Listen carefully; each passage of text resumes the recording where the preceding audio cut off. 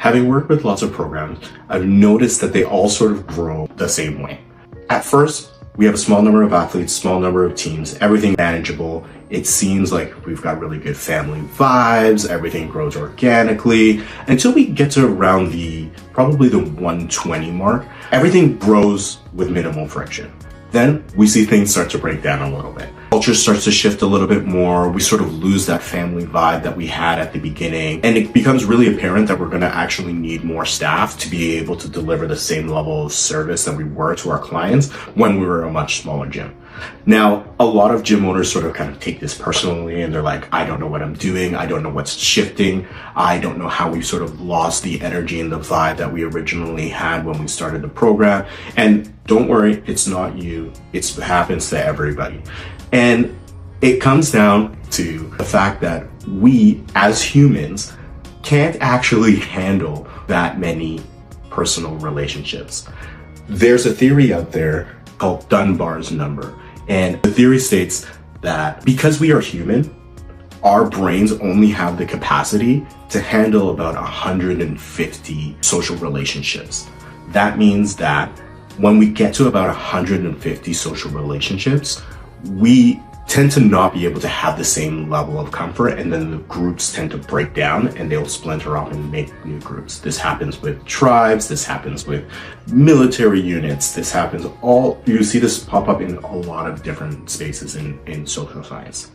So what do we do about it? How does this affect our gyms? Now, we'll notice that once we actually start to get in and around that number, we have to have a system of how we are going to continue to grow our program.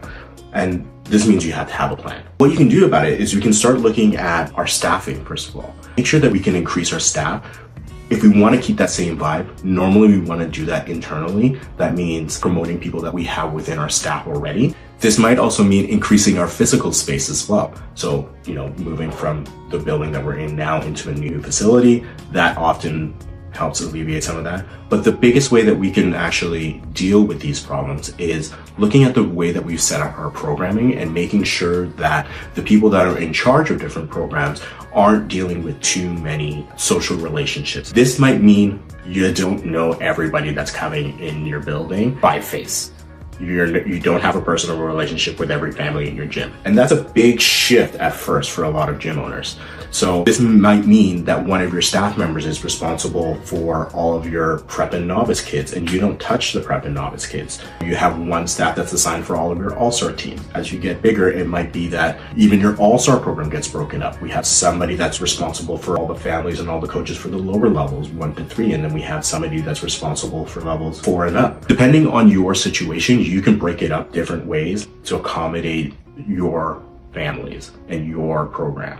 The biggest thing is you need to have a plan, and it always helps to have that plan before you actually run into the problem. So if you're growing and you're hitting around that 120 mark, you want to start thinking about how in the future, if we continue to grow at the rate we're growing, we're going to be able to accommodate all those people.